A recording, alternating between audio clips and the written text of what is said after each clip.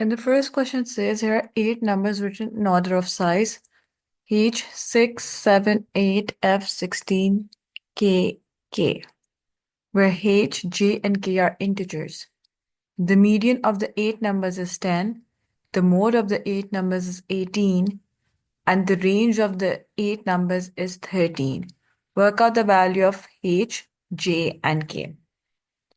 So if the mode is 18, so we have K occurring twice, which automatically means that the value of K is going to be 18.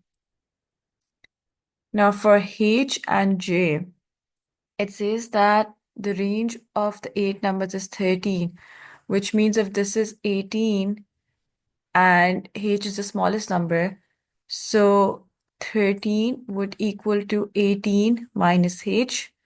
Range is the difference between the maximum and the minimum value. 18 is the maximum value and H is the minimum value. So that means H is going to be 18 minus 13, which is 5. So right now we have this as 5, this as 18. Now for J, we know that the median of the 8 numbers is 10. So this is 18, and this is 5. So median is basically your middle value. So we have total of 8 numbers. So 8 is an even number. So that means the data set has even numbers. So we're going to have 2 middle values over here. These 2 are right in the middle. Since these 2 are right in the middle, the value that's right in the middle of 8 and F is going to be the median. So basically 8 plus F divided by 2 equals to the median value, which is 10. That means 8 plus F equals to 10 times 2, which is 20. So F is going to be the difference of 20 and 8, and that is 12. So that's J, not F, my bad.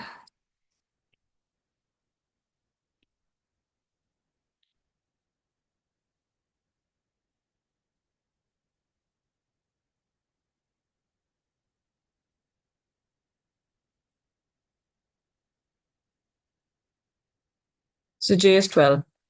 Once again, when you have an even number of data set, you can't just pick a number that's right in the middle because they're even numbers. So you pick the 2 numbers that come in the middle of the data set, which was 8 and J. Then you find the average of 8 and J because the median value lies right between those 2 values. So hence you found the average of 8 and J, which is giving us the value of 12 for J. So H is 5, J is 12, K is 18. These are your answers. Question 2 says, on the grid, draw the straight line with the equation y equals to 2. Then we have x equals to 6 and y equals to x plus 1. So y equals to 2 is going to be a line that's passing through y equals to 2. That is this one. This is your y equals to 2 line. Then x equals to 6 is going to be a line that's passing through x equals to 6, which is going to be this vertical line.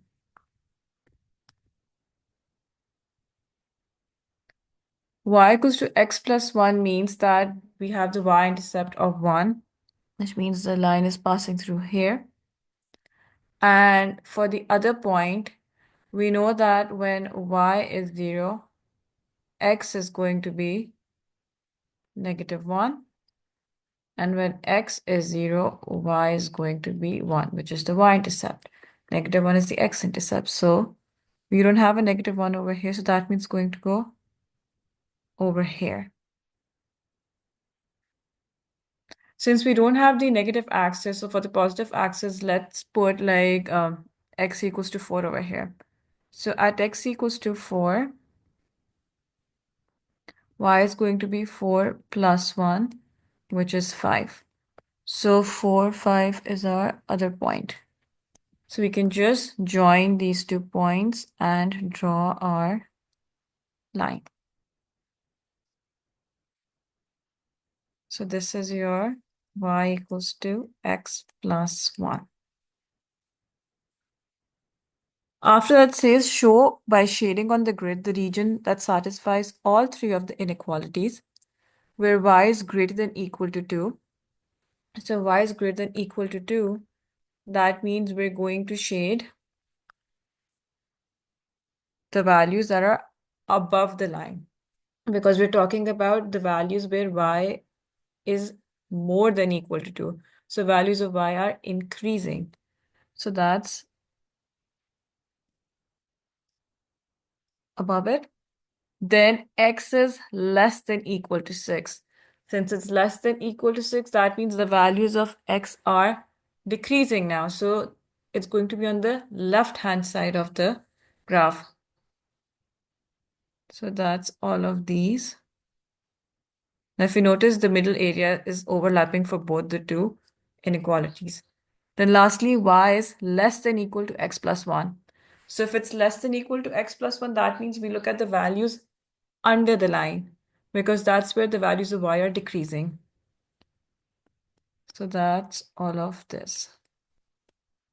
So now the overlapping region is the middle part. So if we remove all the extra shading over here,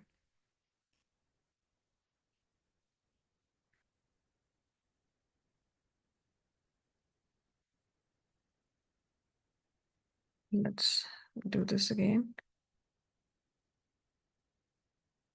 So this is your region that satisfies the inequality. This is region R. So once again, if it's less than, we look at the values where the y values are decreasing or x values are decreasing, depending on what the inequality is. If it's greater than, then we look at where the values are increasing.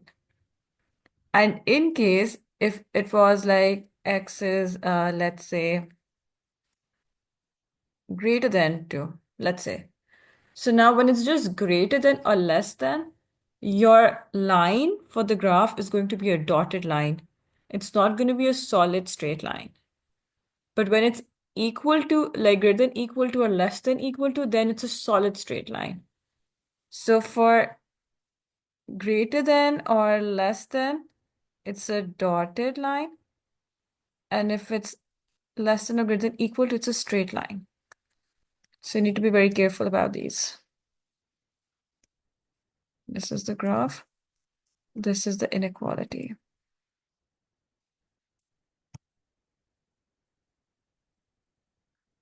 In question 3, it says that a plane takes 9 hours 36 minutes to fly from New Delhi to Perth. The plane flies at an average speed of 820 kilometers per hour. Work out the total distance the plane flies. So total distance in this case would have the formula of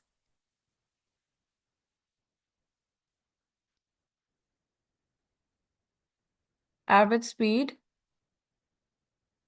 multiplied by time.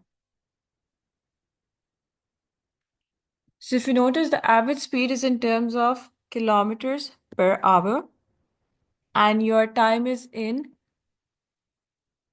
hours and minutes. So you need to convert the minutes into hours, and then we can use that to find the distance. So we know that 1 hour equals to 60 minutes. So we know that 1 hour equals to 60 minutes. So 1 minute equals to 1 over 60 hours. So we do 820 times 9 plus 36 over 60. We're converting the 36 minutes into hours by dividing by 60. And then we add those hours to the 9 hours. So that's basically going to give us 820 times 9.6, which equals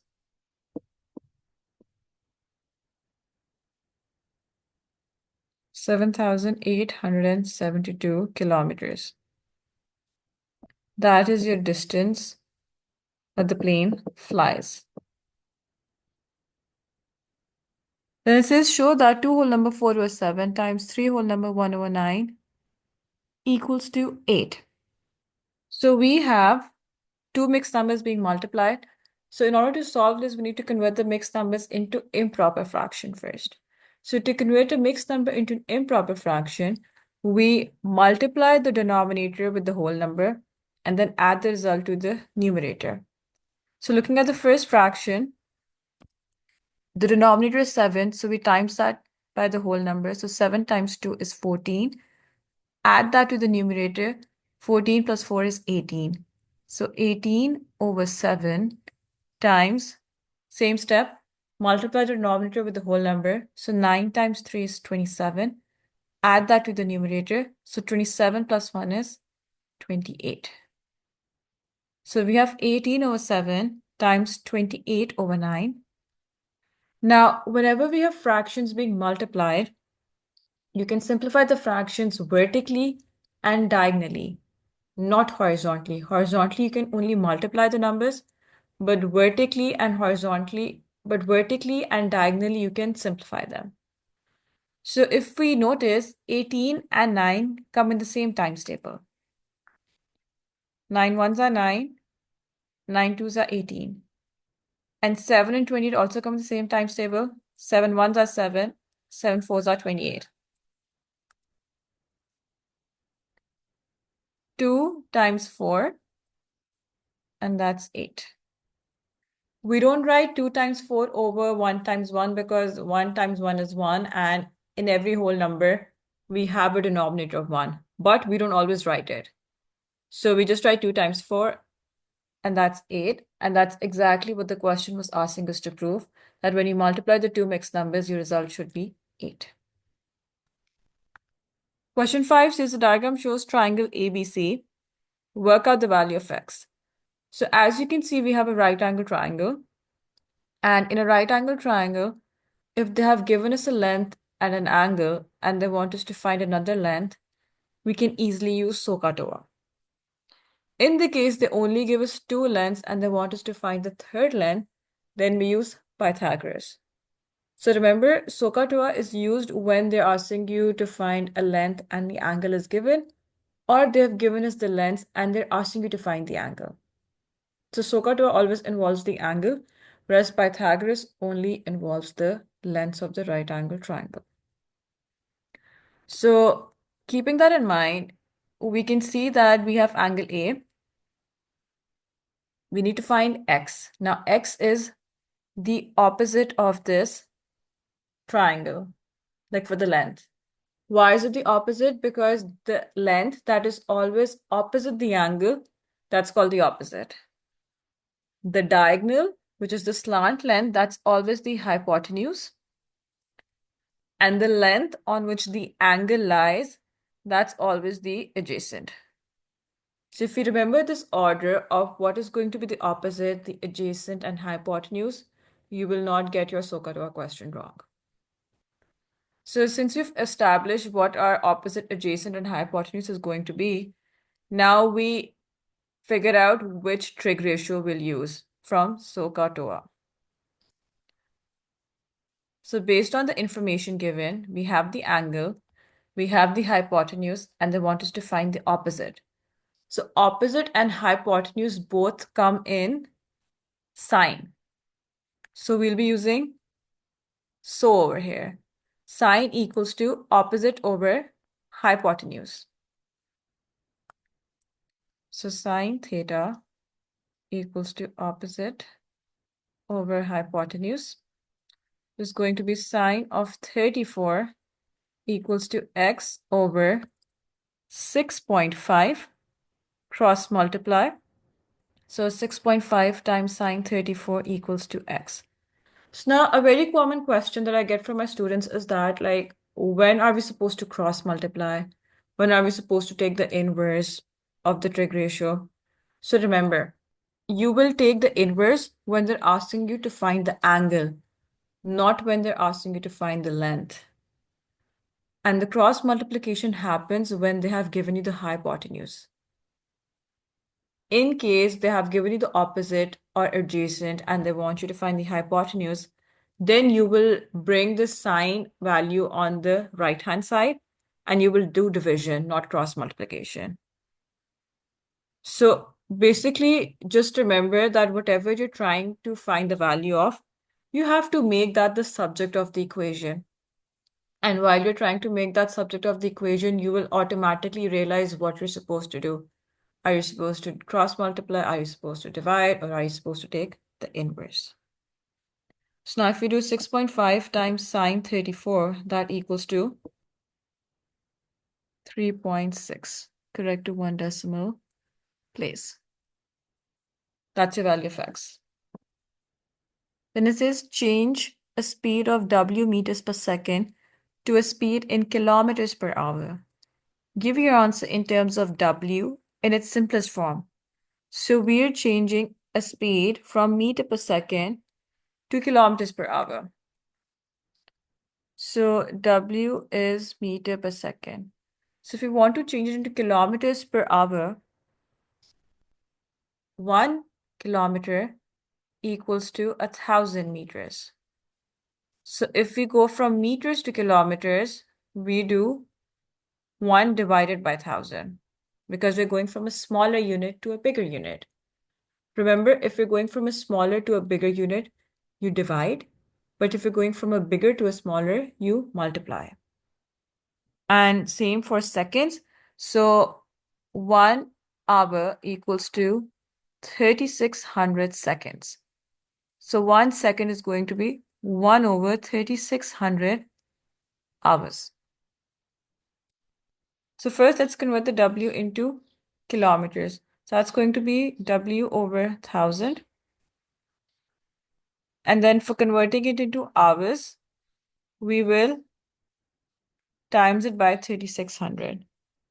So that's going to give us 36W over 10, which is 3.6 W.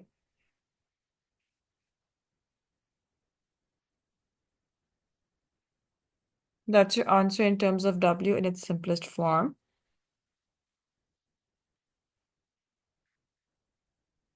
Question 7 says the diagram shows a six-sided shape A, B, C, D, E, F. AF is given as 21 centimeters, CD is 15 centimeters, AB equals to EF. So let's highlight that. This equals to this, which is 13 centimeters. The perpendicular height of the shape is given as h centimeters. CD is parallel to AF. So this is parallel to this. The area of the shape is given as 390 centimeters square. Work out the value of h. So now if you look at this shape, if I split this shape into two different shapes,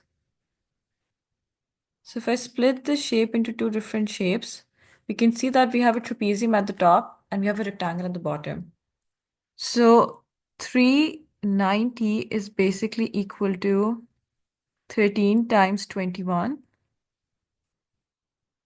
plus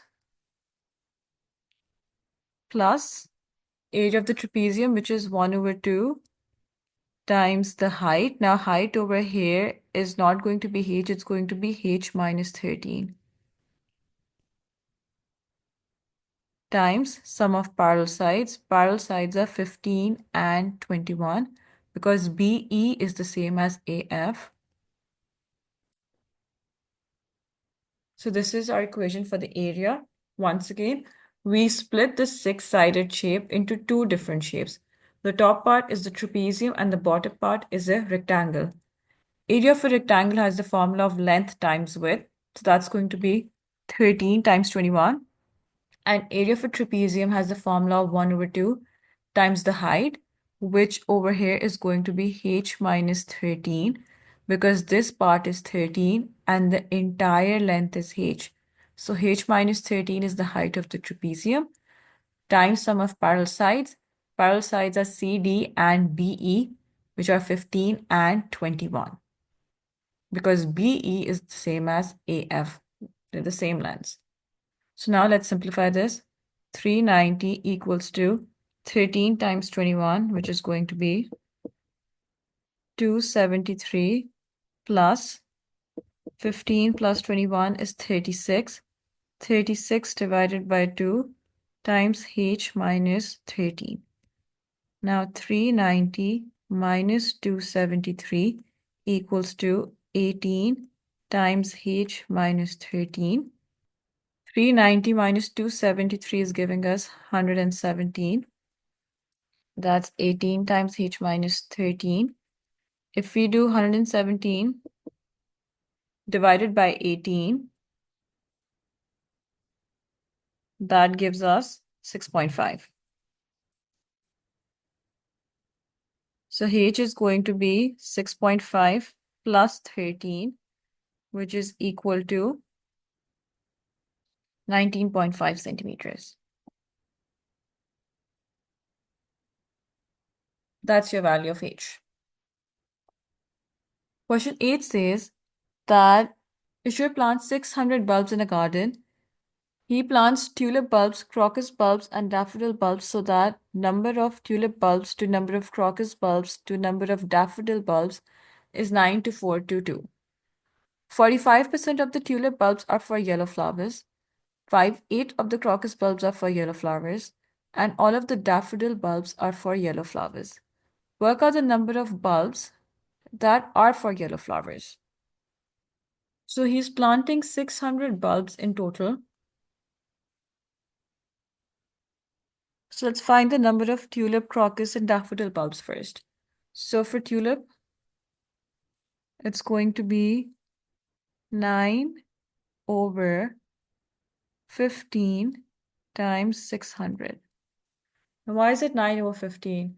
Because whenever we have a ratio given, the part assigned to tulip, that number is written in the numerator for the fraction, and denominator is the sum of numbers in the ratio. So 9 plus 4 plus 2 equals to 15. Hence for tulip is going to be 9 over 15 times 600, which gives us a value of 360. So we have 360 tulips. Then for crocus, that's going to be 4 over 15 times 600, which is going to be 160.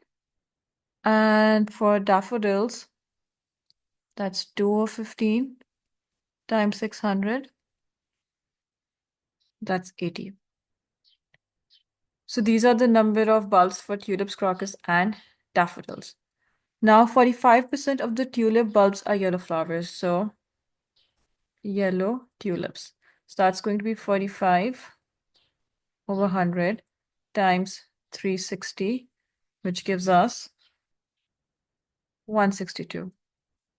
5/8 of the crocus are that. So crocus yellow is going to be 5 over 8 times 160, which is going to be 100.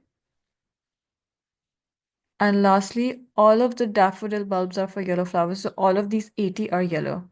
So now the number of bulbs that are for yellow flowers, that's going to be total yellow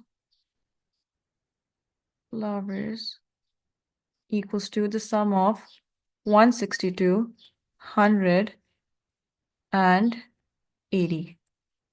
That gives us 342. So that is your total number of bulbs for yellow flowers. So this is a very scoring 5-mark question if we do it step by step. First, you find the number of tulip, crocus, and daffodil flowers. Then, for each of those categories, you find how many are for yellow for each of them. And once you have the value, it is once again very straightforward. You just add them up, and that gives the total number of bulbs for yellow. And that gives the total number of bulbs for yellow flowers. Giovanni invests 45 in Karuna in a savings account for 4 years. He gets 2.4% per year compound interest. Work out how much money Giovanni will have in the savings account at the end of 4 years, giving your answer correct to the nearest Karuna. So for this, we're going to use the compound interest formula. So compound interest formula is your principal amount times 1 plus r over 100, r being the rate of interest to the power of time. So he's investing 4,500, which is your principal amount. Rate of interest is 2.4. So 1 plus 2.4 over 100. And time period is 4 years. So remember, for the compound interest formula, it always gives you the final value after adding the interest. Whereas for the simple interest formula, it just gives you the interest that has been added. So once you have that interest amount, you add that to the initial value to get the final value in simple interest. In compound interest, the formula directly gives you the final value. That's going to give us 4,947.8. So round that to the nearest Karuna. So that's going to be 4,948. That's your answer. Question 10 says solve the simultaneous equations. Show clear algebraic working. So in this case, when you're solving simultaneous equations, you can either use the substitution method or the elimination method. In the case when the coefficient of x and y are both greater than 1, we always go for elimination method, because if we go for substitution method, then we'll have fractions and it's going to be lengthy and time consuming to solve the equation. So for elimination, what we do is we pick the variable that we want to eliminate. Let's say I want to eliminate x. Why x? Because if you look at the coefficients of x, in the first equation, the coefficient of x is 6, whereas the second equation, coefficient of x is 3. So it's easier to turn 3 into 6 by multiplying it by 2, which means I'll multiply the second equation by 2. Remember, when you're using the elimination method, once you have decided which variable you want to eliminate, next step is to make sure that both the variables have the same coefficient. Hence, we're multiplying the second equation by 2 so that the coefficient of x becomes 6. So now we have 6x plus 10y equals to 16.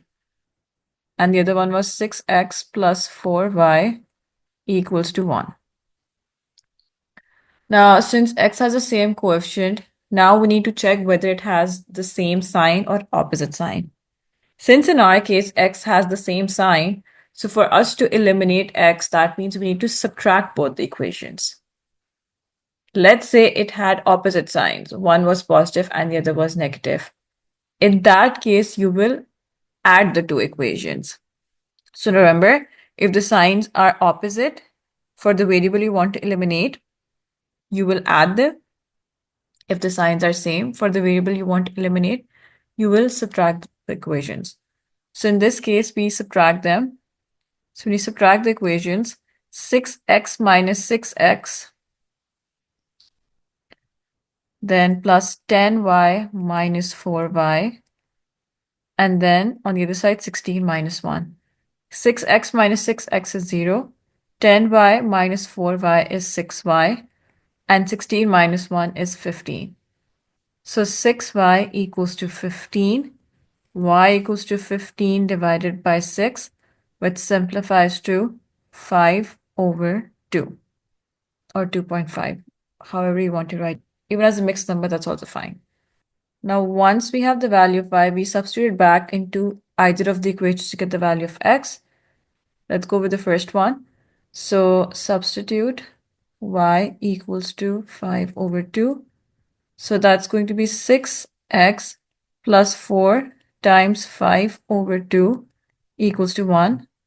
That's 6x plus 2 times 5, because 4 divided by 2 is 2. So that's 6x plus 10 equals to 1. 6x is going to be 1 minus 10, which is negative 9. So x is going to be negative 9 over 6, which simplifies to negative 3 over 2. So when y is 5 over 2, x turns out to be negative 3 over 2.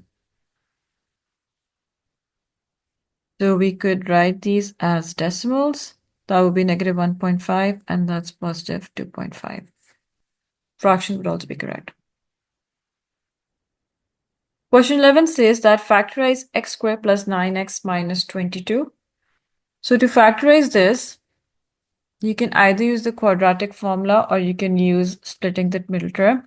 So if I use splitting the middle term, I multiply the quotient of x squared with the constant. So 1 times negative 22 is negative 22. Then we find factors of 22. Factors of 22 are 1 and 22 and 2 and 11. So we know that when we subtract 11 and 2, that gives us the middle term, which is 9.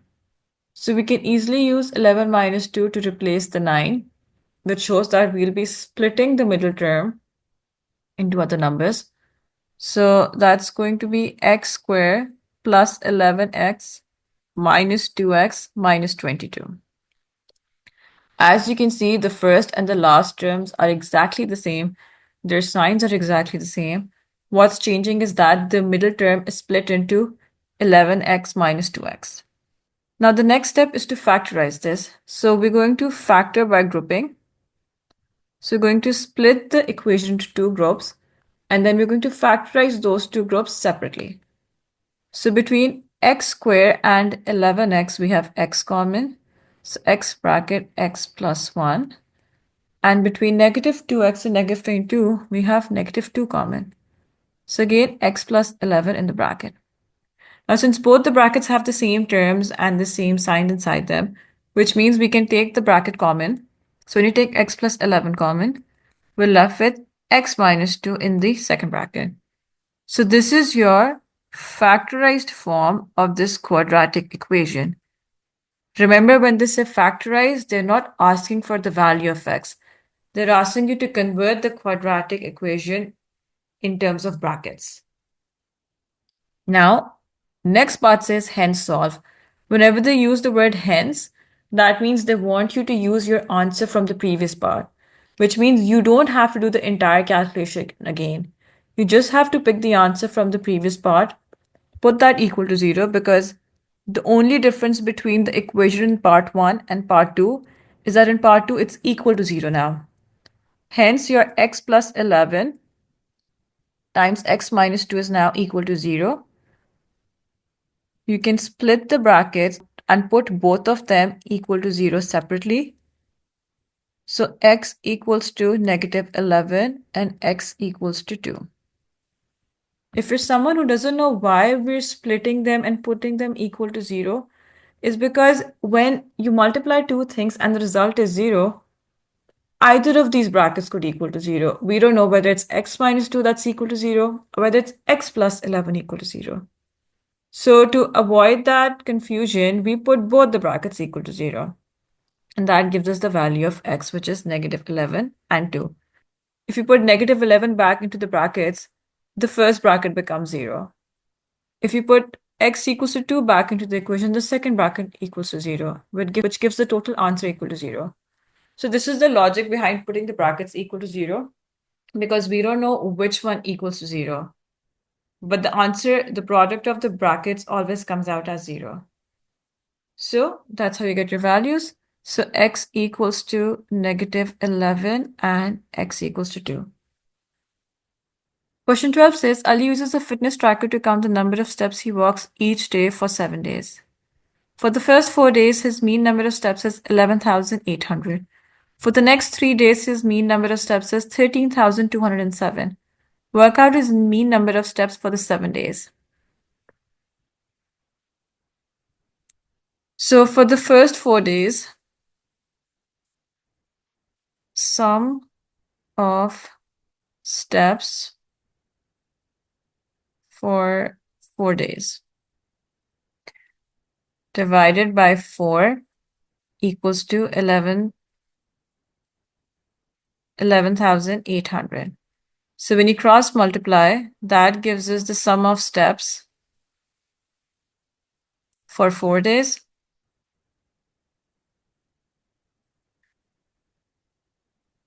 $11,800 times 4, which equals to 47,200.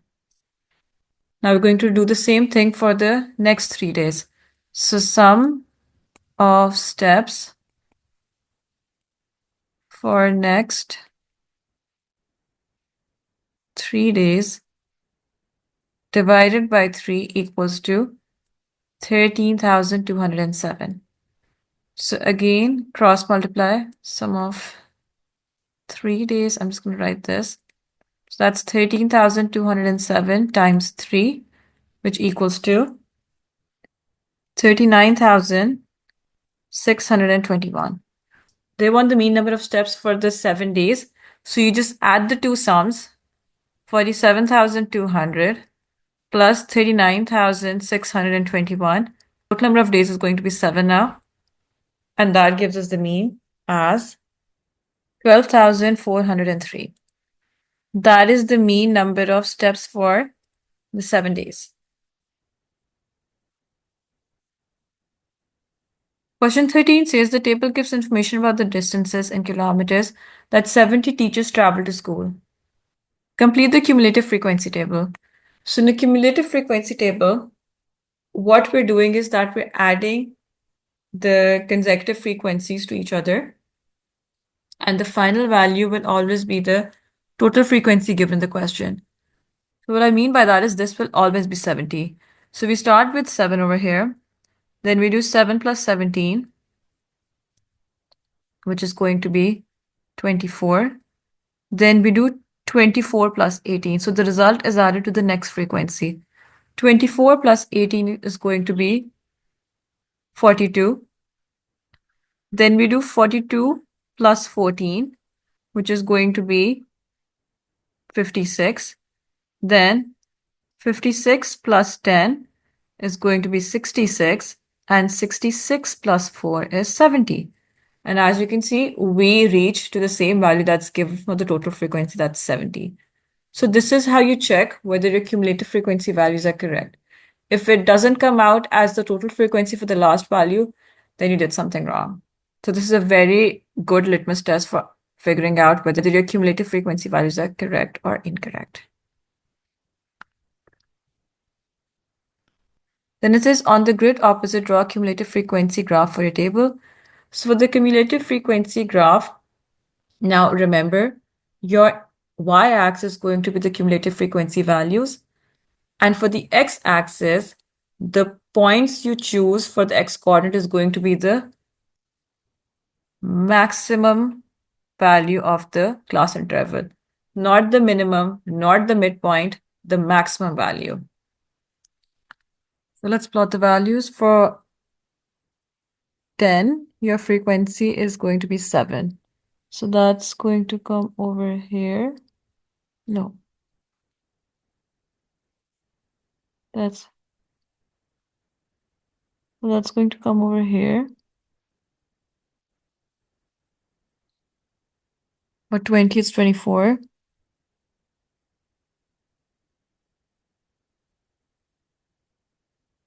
Odd looking graph. Then 30, 42.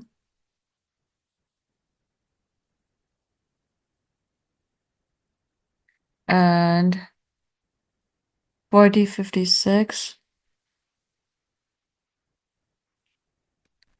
50, 66.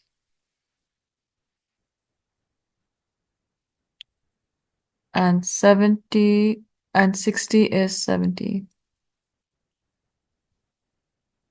So we start from 0. It's a very ugly looking graph, but like we'll have to work with this. It says use your graph to find an estimate for the interquartile range of the distances.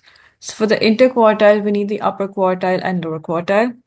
So for the lower quartile, we find 1/4 of 70, which is going to equal to 17.5. So 17.5 is going to come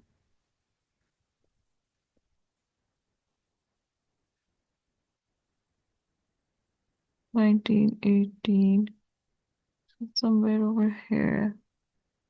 It's going to take an estimate because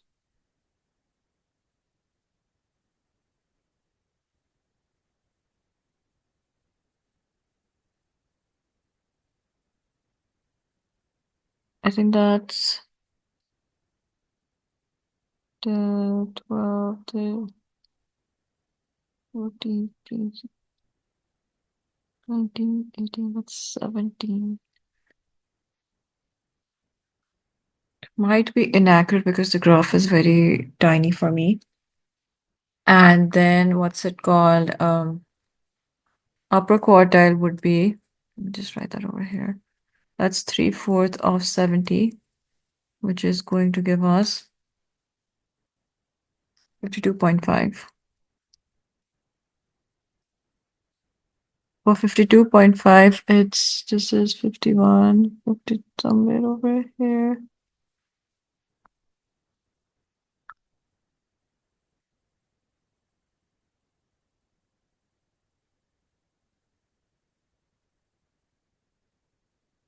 This is coming out as 35. So your interquartile range is going to be 35 minus 17, which gives us 18. So that's my estimate for the interquartile range. Then it says use the graph to find an estimate for the number of teachers who travel more than 46 kilometers.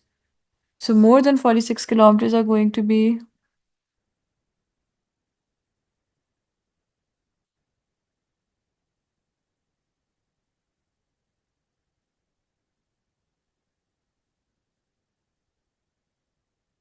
so that comes out to be 61, 62, 63.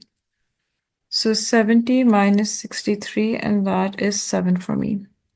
70 minus 63. So 7 people. 7 number of teachers are traveling more than 46 kilometers. We draw a line from 46 kilometers towards the graph. See the corresponding cumulative frequency value. Since it says more, that means we subtract that from 70 because the people that they're talking about basically lie here. This is the people. So our region that we're focusing on is this one. This is where your kilometers are greater than 46, and the number of people for that is all of these above 63. So between 70 and 63, that is 7 people. Then it says show that 3y brackets 2y plus 5 brackets close and brackets y plus 7 can be written in the form of ay cubed plus by squared plus cy, where a, b, and c are integers. So basically we're expanding brackets. So 3y brackets 2y plus 5 bracket y plus 7. So we can begin with expanding the two brackets. So that's going to be 2y times y plus 7 plus 5 times y plus 7. So that's going to give us 2y times y is 2y squared. 2y times 7 is 14y. 5 times y is 5y. And 5 times 7 is 35. So that's 2y squared. Collect the like terms. 14y plus 5y is 19y. Plus 35 comes as it is. Now we multiply with 3y with all of the terms inside the bracket. So 3y times 2y squared is 6y cubed. 3y times 19y is going to be 57y squared. And 3 times 35 is going to give us plus 105y. So as you can see, A is 6, B is 57, and C is 105.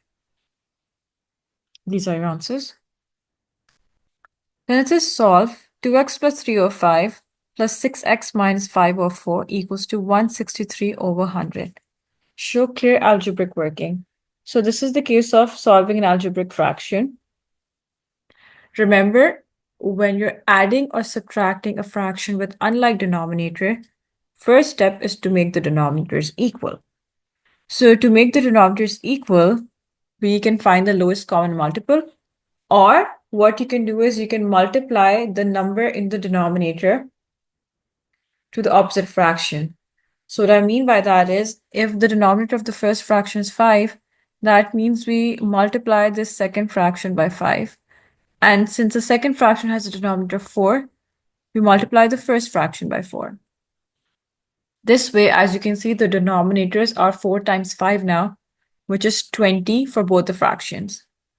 So 4 times 2x plus 3 over 20.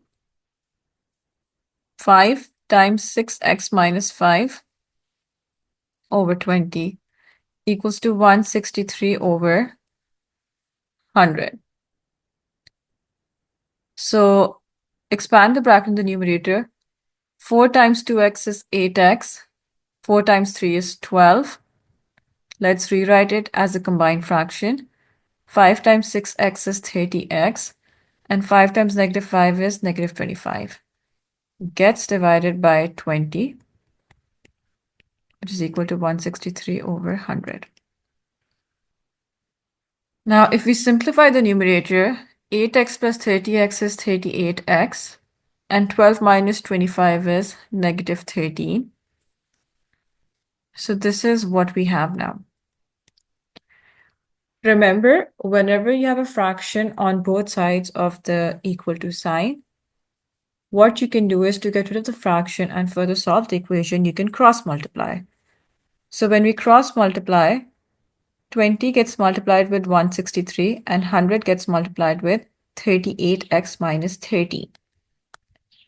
So that's 100 bracket 38x minus 13 equals to 163 bracket 20. 3800x minus 1300 equals to 163 times 20 equals to 163 times 20, which is 3260. Collect the like terms on each side. 3800x equals to 3260 plus 1300, which is equal to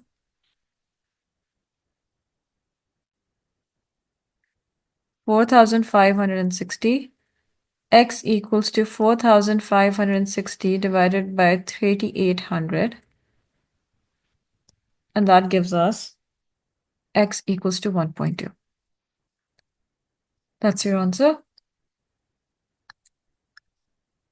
Question 15 says, make G the subject of E equals to square root of 7G plus 5 over 11 plus 2G. So first step is to get rid of the square root on the right-hand side. So remember, to get rid of the square root, you always square. So we will square both sides, not just one side, to get rid of the square root sign. So that gives us E square equals to 7G plus 5 over 11 plus 2G. Now remember, you have to make G the subject. So next step is to get rid of this fraction. So we do E square times 11 plus 2G equals to 7G plus 5. Expand the bracket. 11E square plus 2G E square equals to 7G plus 5. Since we need to make G the subject of the equation, let's collect all of the terms with G on one side. So if we bring the 7G on the left-hand side and take the 11E square on the right-hand side, we'll have 2GE square minus 7G equals to 5 minus 11E square. Now on the left-hand side, we can easily take the G common. That leaves us with 2E square minus 7 in the bracket and 5 minus 11E square on the right-hand side. Take the bracket on the right-hand side, so we have 5 minus 11E square over 2E square minus 7. As you can see, the G is isolated on the left-hand side. There's no G on the right-hand side. It's only in terms of E. And this is exactly what they were asking us to do. So this is your final answer.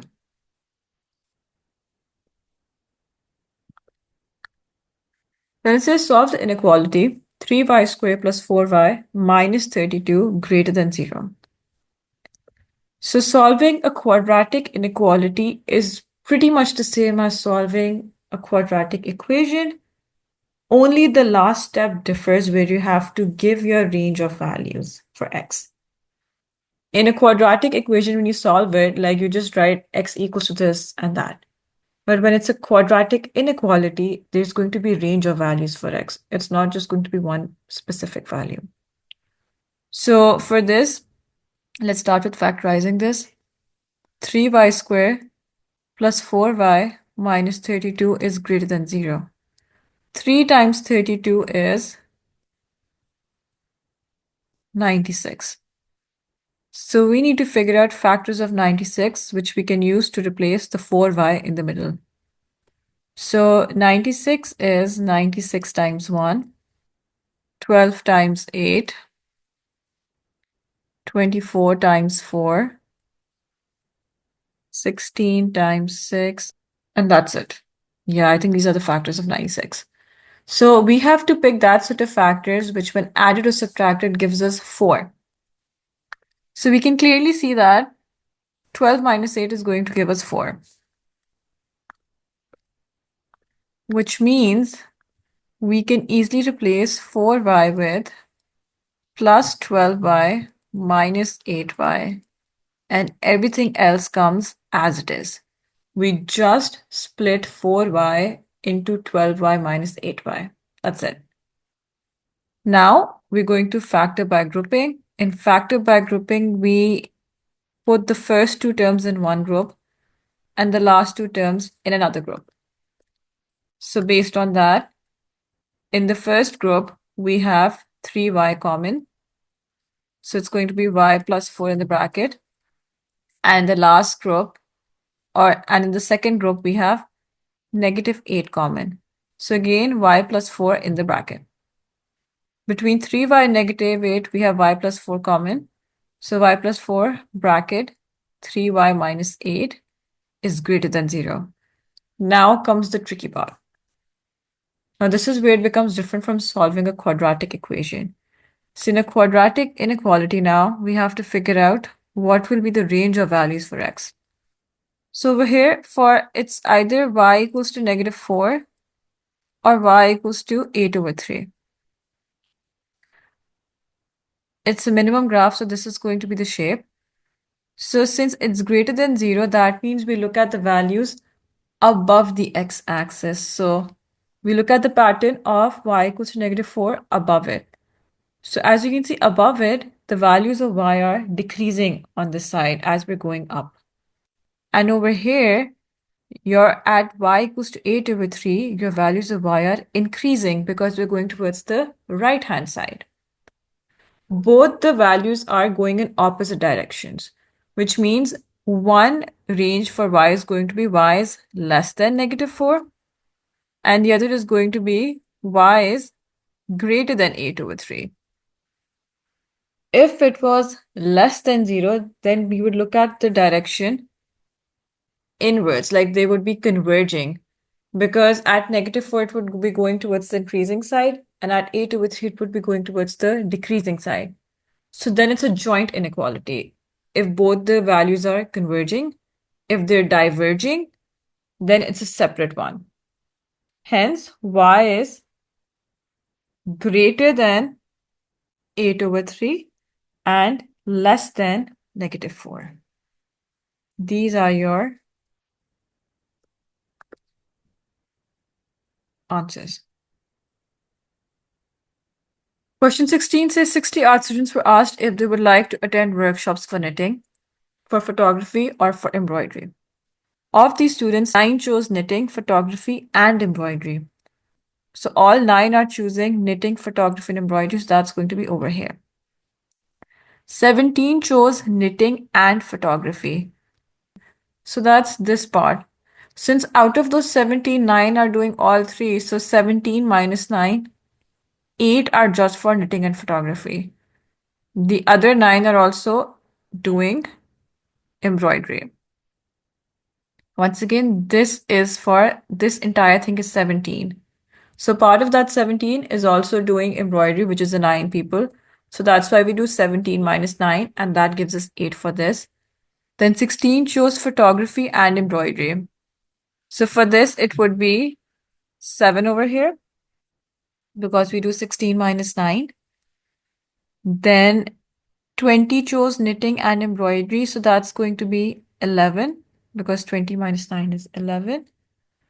Since 20 chose photography, that means people who just chose photography, not photography, just photography. we will do 28 minus 8 minus 9 minus 7. We have to exclude these people as well who are also choosing photography. So that's basically 28 minus 24, and that's 4. Then for the 39 people chose embroidery, same step. We're going to do 39 minus 11 minus 9 minus 7, which is going to give us 12. So these are just embroidery. Now there's a difference between embroidery and just embroidery. If it says embroidery, that means all of the people who are choosing embroidery. If it says just embroidery, then it's these 12 people. And 2 chose none of the workshops. Using this information, complete the Venn diagram. They told us that 60 are the art students, so we can easily find the people who chose just knitting. So for knitting, we will do 60 minus 8 minus 4 minus 9 minus 7 minus 11 minus 12 minus 2, and that is going to give us 7. So 7 people just chose knitting. So this is your complete Venn diagram. Then it says one of the students is chosen at random. Given that this student chose photography, find the probability that this student also chose knitting.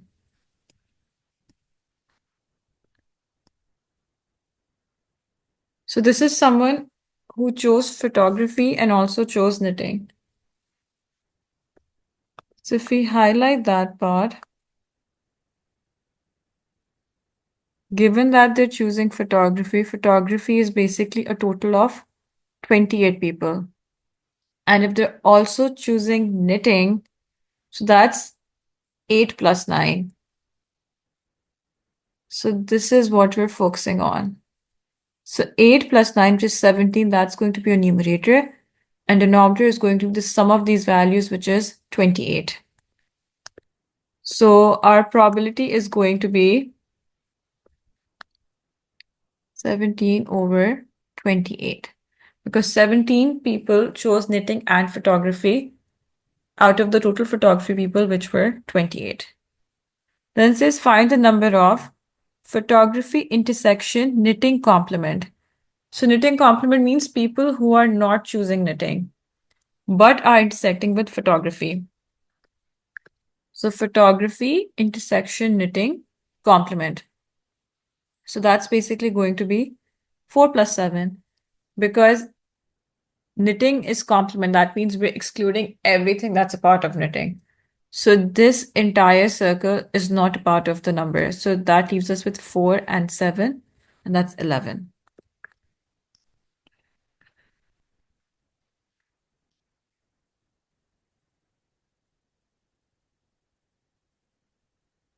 Then it says find the number of photography union embroidery, then intersection with knitting. So now photography union embroidery,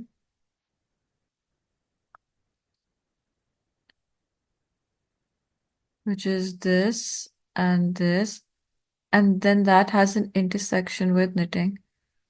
So this is photography union embroidery, and intersection with knitting is coming out to be these.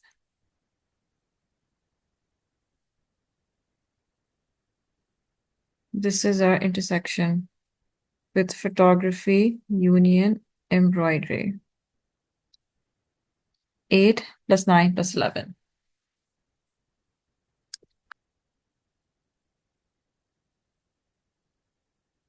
Which is 20. That's your answer. Then question 17 says Q is directly proportional to the square root of D, Q equals to 4.5, when D equals to 324. Find a formula for Q in terms of D. So Q is directly proportional to the square root of D, which means Q equals to K times square root D. Remember, in direct proportion, you multiply the K with the other variable. If it's inverse proportion, k is divided by the other variable. So direct multiplication, inverse division. So when Q is 4.5 and D is 324, we use these values to find the value of D. So square root of 324 is 18. So 18k.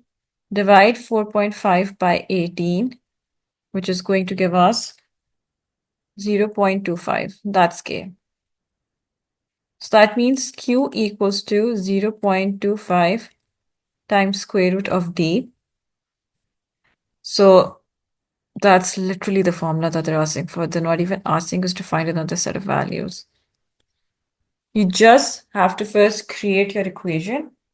Then you have to find the value of k using the given values. Substitute the value of k back into the equation. And that's your formula for Q in terms of D. Easy 3-mark questions. All you need to remember is the difference between direct and inverse proportion. Question 18 says the straight line P has equation 5y plus 2x equals to 7. Find the gradient of a straight line that is perpendicular to P. So for a line that's perpendicular to P, we need to first figure out the gradient of line P. So to figure out the gradient of line P, we need to convert this line into slope-intercept form. Slope-intercept form is y equals to mx plus c. That is your slope-intercept form.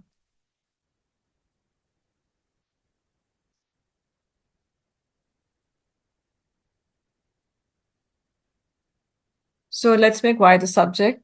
We have 5y plus 2x equals to 7, which will be 5y equals to negative 2x plus 7. And then we divide the other side by 5. So negative 2 of 5x plus 7 over 5. M is your slope, gradient, whatever you want to call it. So our M is negative 2 over 5. Now remember, when we talk about perpendicular lines, in perpendicular lines, there is a rule to recognize where the two lines are perpendicular. Your gradient of the two lines, basically when you multiply them, that equals to negative 1. So this is line 1, this is line 2. So M1 would be the gradient of line 1, M2 would be the gradient of line 2. M1 times M2 would always equal to negative 1. This is a fixed condition for perpendicular lines. So your slope of line 1 multiplied by slope of line 2 equals to negative 1. So we have a slope of the first line. Let's say this is M1, negative 2 of 5. So we have to find M2 because that's what they're asking. Find the gradient of a straight line that is perpendicular to P. So negative 2 over 5 times M2 equals to negative 1. This is our equation. So M2 would be negative 1 times negative 5 over 2 now. When we move the negative 2 over 5 to the other side, we take the reciprocal, so it becomes opposite. It becomes negative 5 over 2. So when you multiply negative 1 with negative 5 over 2, that's positive 5 over 2. So your answer is 5 over 2. That is the gradient of the line that is perpendicular to P.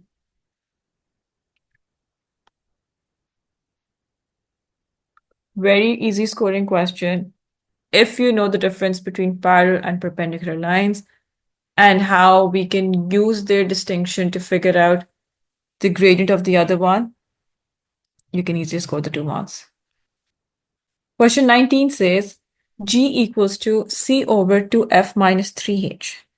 C equals to 8. Correct to the nearest whole number.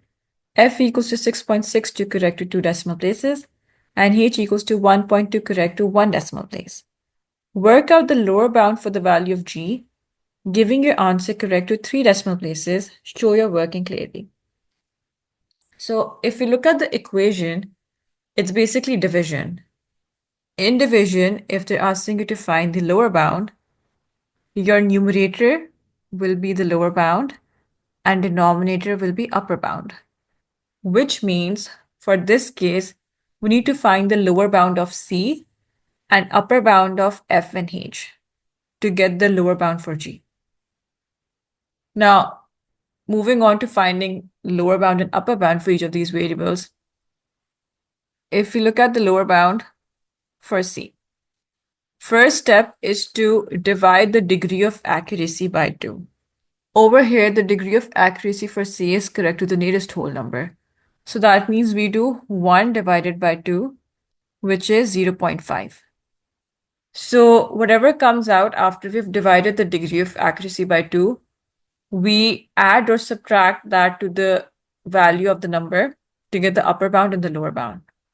Since we need lower bound of C, we will do 8 minus 0.5, which is 7.5. Now, moving on to F, upper bound of F. So for F, the degree of accuracy is 2 decimal places, which means we'll divide 0.01 by 2. That's going to be 0.005.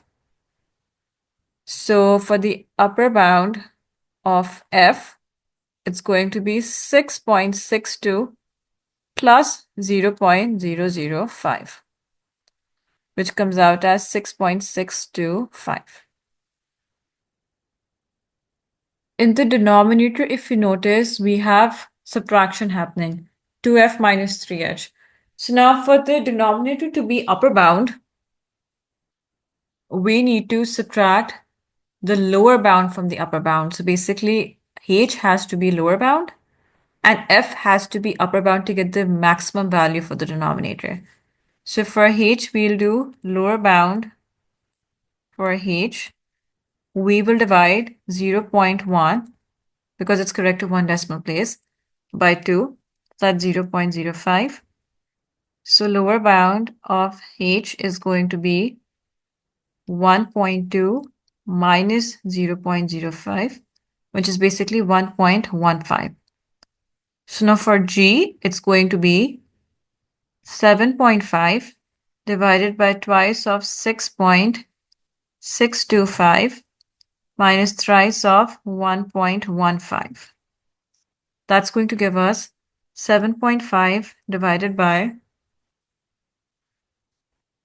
9.8, which correct to 3 decimal places is going to be 0.765. That is your lower bound of G, correct to 3 decimal places. And so for this, you need to remember 2 things. In division, let me just write that separately over here. In division, if you're trying to find the lower bound, your numerator will be lower and denominator will be upper. But if in the denominator, there's subtraction happening, so in subtraction, trying to find the upper bound, then you will do upper bound minus lower bound. So this was a tricky question in which they were using 2 concepts. First, what happens when you have to find the lower bound for division? And if the denominator has subtraction, you have to again use the concept for upper bound for subtraction. Let's say you had done 2f minus 3h where h was also upper bound, then your answer would be incorrect. You wouldn't get all 3 marks. So you have to be very careful about this. If they introduce another operation in the denominator, addition or subtraction, then you have to find the value according to that first, and then do it for the entire division. So this was a tricky question where there's a very high chance of making an error if you don't look at the question very carefully. Question 20 says, given that k equals to x minus y and x equals to 1 over 4y, express 5k over x plus 2 in the form of a minus by square over c plus dy, where a, b, c, and d are integers. So in this one, let's first replace the k with x minus y. And since it has to be just in terms of y, we replace x with 1 over 4y. So that's the next step. This is what we have. So I'm going to rewrite this as 5 times 1 over 4y minus y divided by 1 over 4y plus 2. If you look at the bracket, we're subtracting fractions with unlike denominators. So when you make the denominator same, that's going to be y minus 4y squared, because you times y with 4y. And over here, it's going to be y plus 8y over 4y. Multiply the 5 with the numerator, so that's 5 minus 20y squared over 4y divided by 1 plus 8y over 4y. Now, when we are dividing fractions, what we do is we take the reciprocal of the second fraction and change the division into multiplication. So we'll have 5 minus 20y squared over 4y times 4y over 1 plus 8y. When I say reciprocal, I mean that we're swapping the numerator with the denominator. So now, as you can see, when we're multiplying fractions, I told you previously that we can simplify vertically and diagonally. So we can cancel out the 4y and 4y, and we're left with 5 minus 20y squared over 1 plus 8y. And it's exactly what they wanted for the answer. They wanted a minus by squared over c plus dy. A is 5, b is 20, c is 1, and d is 8. So that's your answer. Now, question 21 is a 5-mark question. It says that the diagram shows a square ABCD and a circle. The sides of the square are tangents to the circle. The total area of the shaded regions is 80 centimeters square. Work out the length of AC.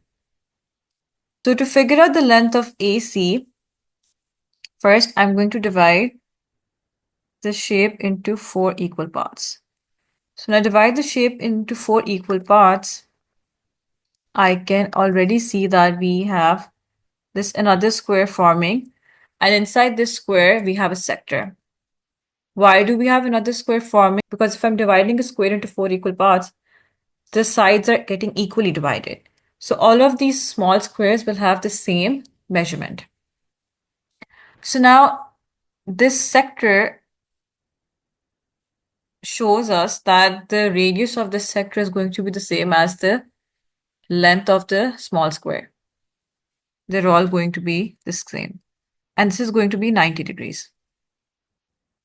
So they haven't given us the measurement for the square. So if I assume that AB is 2x, then let's call this M. MB is going to be x. Just assuming this to solve the equation. So area of square would be 2x being squared, which is 4x squared. And area of a sector would be 90 over 360 times pi r squared, r being x. So that's 1/4 of pi x squared.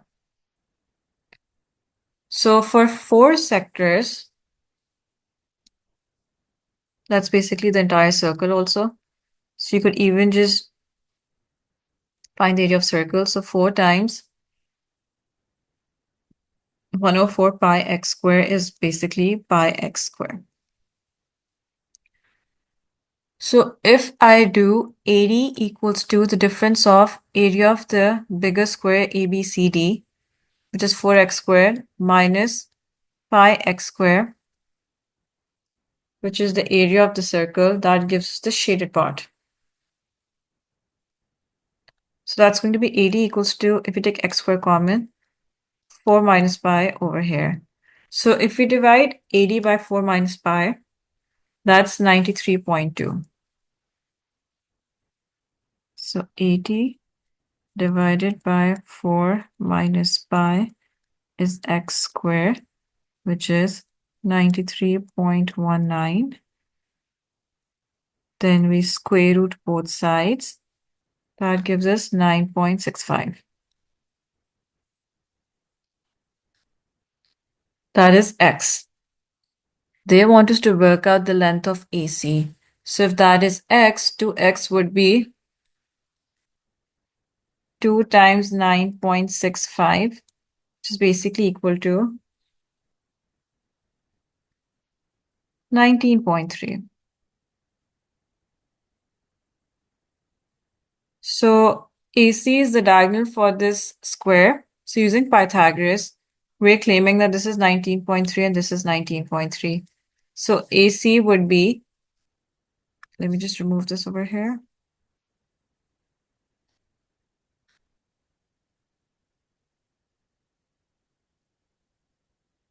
AC squared would be 19.3 squared plus 19.3 squared.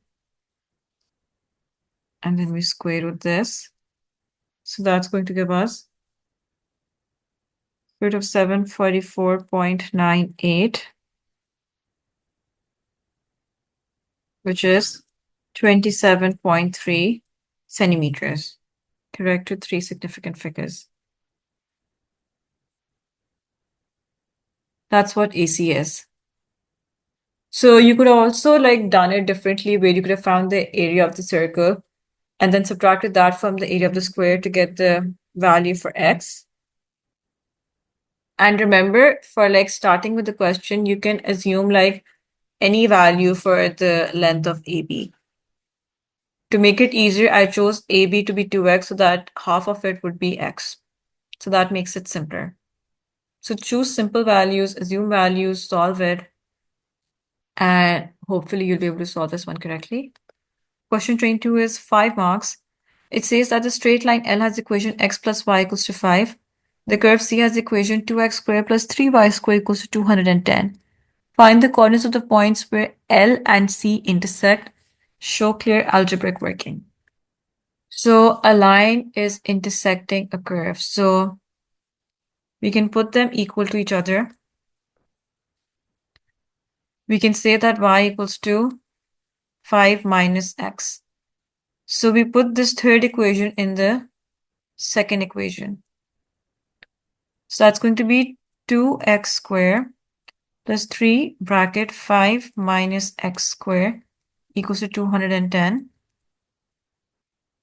2x squared plus 3 bracket 25 minus 10x plus x squared. You just expand it. So that's 2x squared plus 75 minus 30x plus 3x squared equals to 210.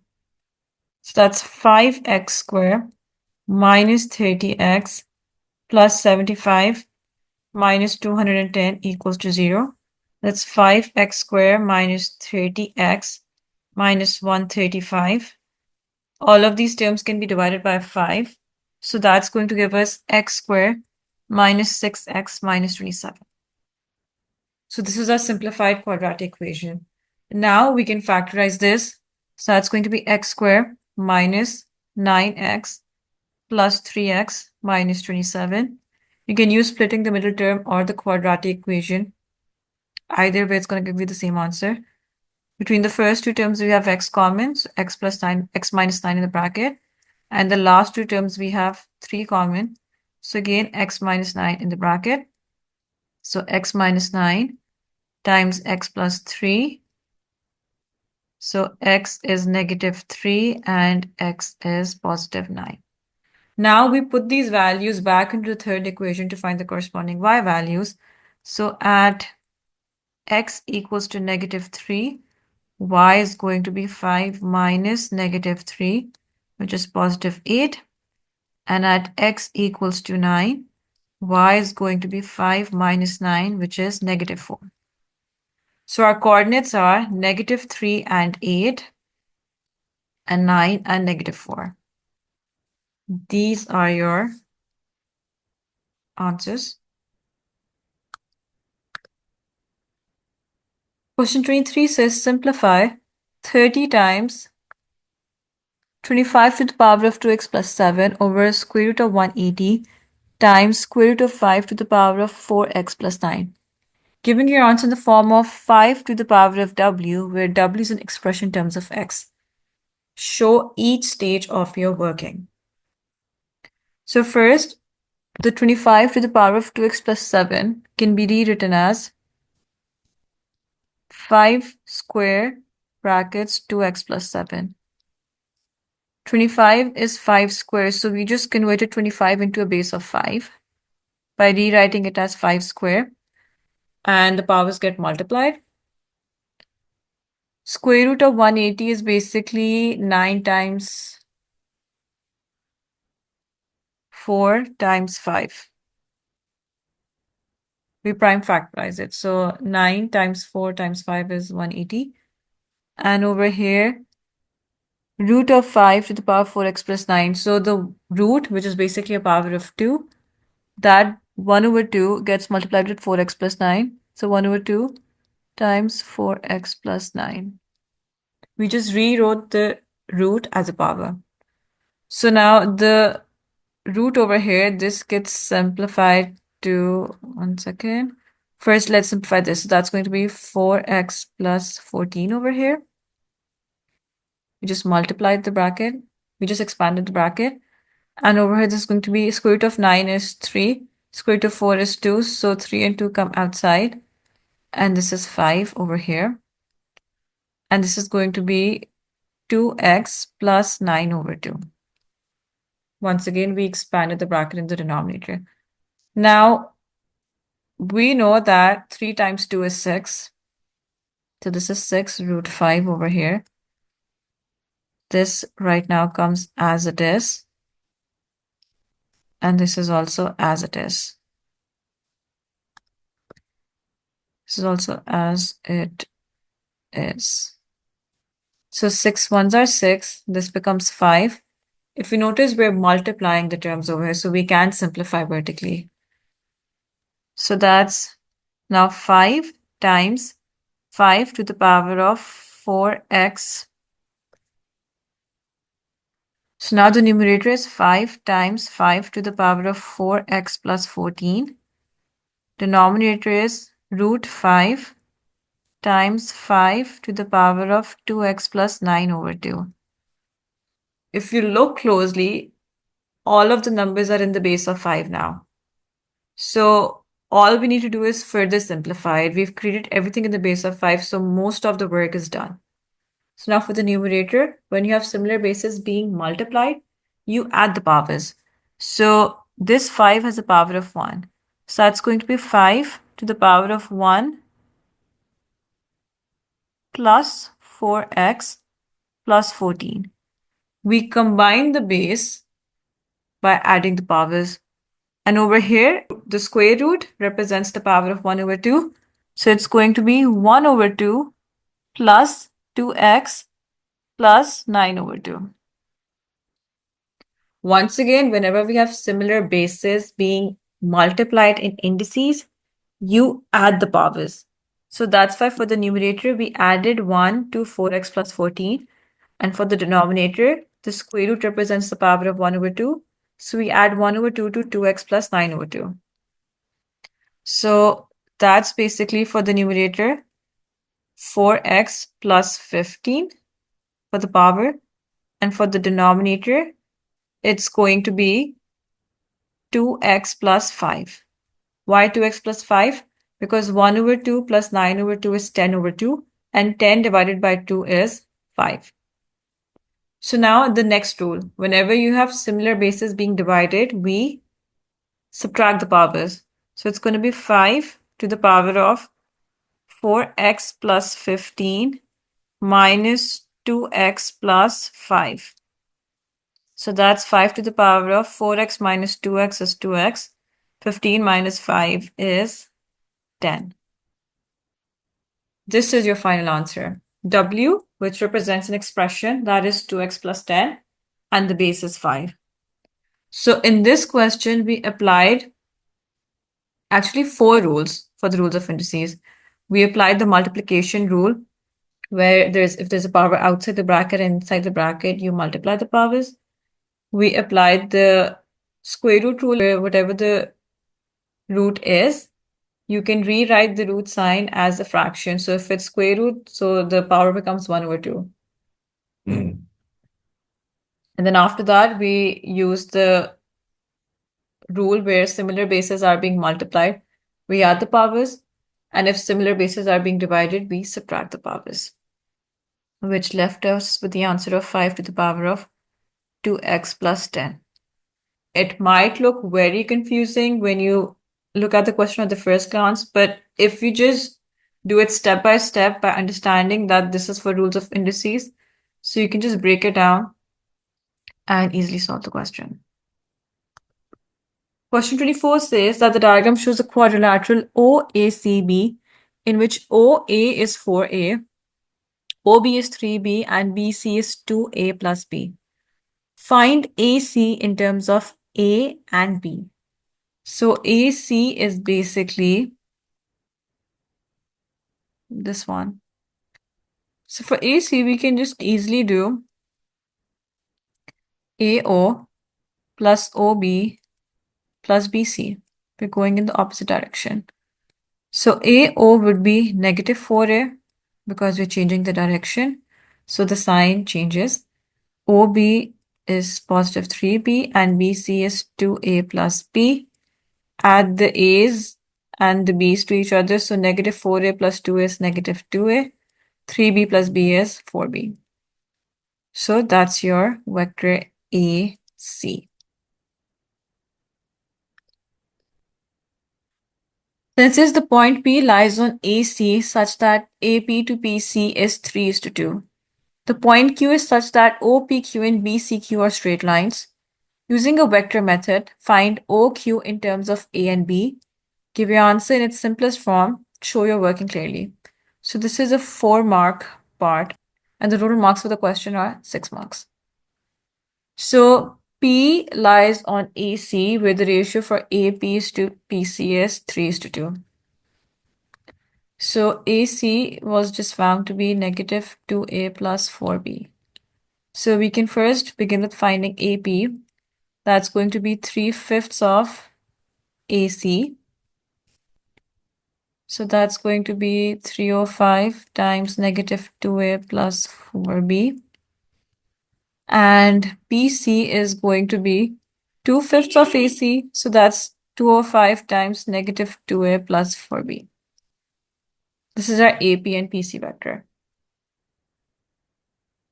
Point Q is such that OPQ and BCQ are straight lines. So when you extend the line BC and OP, they're intersecting at Q, because the question says that BCQ and OPQ are straight lines. So we need to find OQ. So we know what PC is, we know what AC is, and we know what AP is. We need to find OP first. Why OP? Because OP lies on OQ. So that means OP would be a multiple of OQ. So OP would be OA plus AP. So OA is going to be 4A and AP is 305 times negative 2A plus 4B. So that's going to be 20A minus 6A plus 12B over 5, which is going to be 14A plus 12B over 5. That's OP. Since OP lies on OQ, that means OQ is going to be OP multiplied by something. So OQ is going to be like scale factor lambda multiplied by OP. Now we need to figure out what that lambda would be. Now for PQ, we can see that PQ also lies on the line OQ. So for PQ, we can pick another scale factor because obviously it's not going to be the same as OQ. So we say K times your vector OP, which was 14A over 5 plus 12 over 5B. Now this was us just focusing on the line OPQ. If you look at BCQ as well, OQ is basically OB plus BQ. We don't know what BQ is, but we know that BC lies on BCQ, which means it's going to be a part of BQ. So basically something gets multiplied with BC to give us BQ. So what I'm going to do over here is let me just write OP separately over here. That's 14A plus 12B over 5. Let's remove this. So now we can say that OQ also equals to OB plus BQ. So OB is going to be 3B. BC lies on BQ. So that means a multiple multiplied to BC would give us BQ. So let's say that's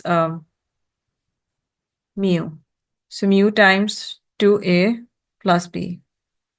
That is another equation for OQ. And for PQ, we can also create another equation where we're going to do PC plus CQ. So PC we found to be 2 or 5 times negative 2A plus 4B. And to that, we're adding CQ. Now, once again, CQ also lies on the line BQ. So we're multiplying something to BC to give us CQ because they're all the same. Basically, it lies on the same line. So this factor would get multiplied to it. So that means we're going to say that, let's say R times 2A plus B. That's what represents CQ. So now we have two equations for OQ and PQ. So we can put them equal to each other and then figure out what the scale factor would be. And that would help us in figuring out what OQ is. So for that, I'm going to move this over here now.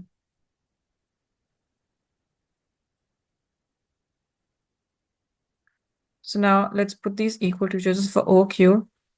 3B plus mu times 2A plus B is equal to lambda times 14A over 5 plus 12B over 5. So let's remove the OQ equations.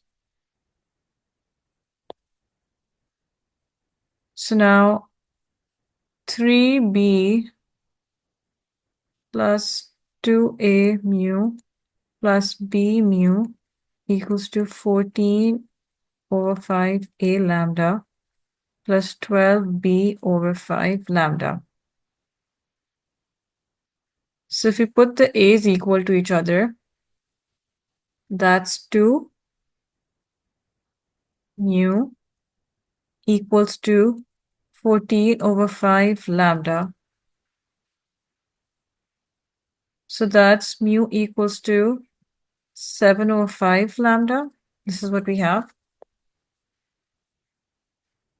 And we will, if I remove the other PQ over here, that was K times 14 over A, 14A over 5 plus 12B over 5. Let's just write that over here because we need the space.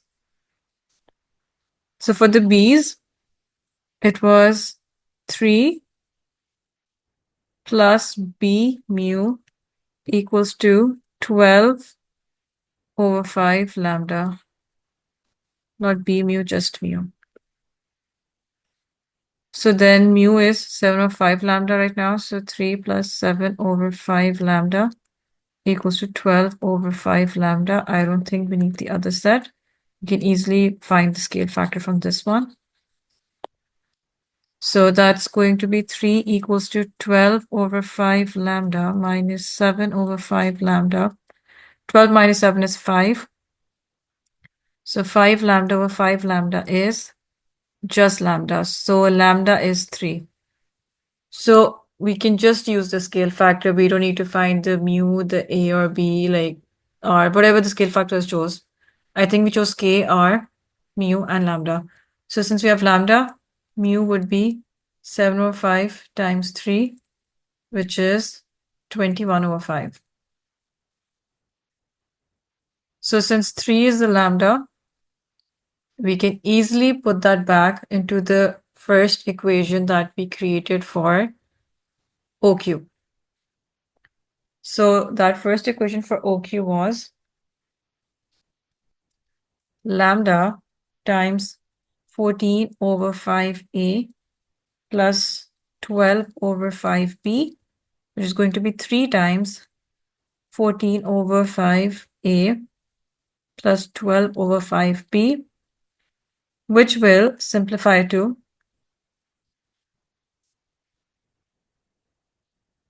42a over 5 plus 36b over 5. That is your vector OQ in terms of A and B in the simplest form.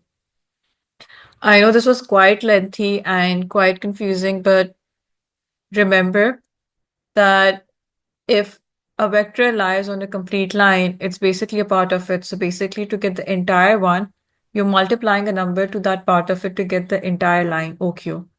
So same logic applied to BQ as well. So using OQ and BQ, we created two different equations for OQ and PQ. And using the OQ one, we found the scale factor lambda, which turned out to be 3. And then we multiplied that with the first OQ equation. And that gives us 42a over 5 plus 36b over 5. And this entire question was for 4 marks. Question 25 says the diagram shows sketch of the graph y equals to 2 sine of x plus 60. Find the coordinates of the point A. So point A is a maximum point over here. So normally your sine is, to draw the parent function of sine, this is sine. So this is 0. This over here is 90. This is 180. This is 270. And this is 360. So since it's plus 60, that means we're moving 60 units to the left side. So if it's 60 units to the left side, then this A is going to be at 30. And this point over here is going to be 2. Why? Because you're multiplying 2 with y. So normally for a sine function, your maximum value is 1 and minimum value is -1. So 2 times 1 is 2. So your x value is 30 and y value is 2. Then it says find the coordinates of B. So for the coordinates of B now, this is over here. Normally it was at 360, 0. But since again, we're moving 60 units to the left-hand side, so we subtract 60 from 360. So that's 300, 0 now. Once again, whenever we have something being directly added to x in a function, we're moving that units to the left-hand side. So that means the 90 maximum value now comes at 30 because 90 minus 60 is 30. And the 360 value at y equals to 0 now comes at 300 because 360 minus 60 is 300. And for the change of the maximum value, since you have a scale factor being directly multiplied to sine, so that means the maximum value gets multiplied by 2 as well. So 2 times 1 is 2. And that's your answer.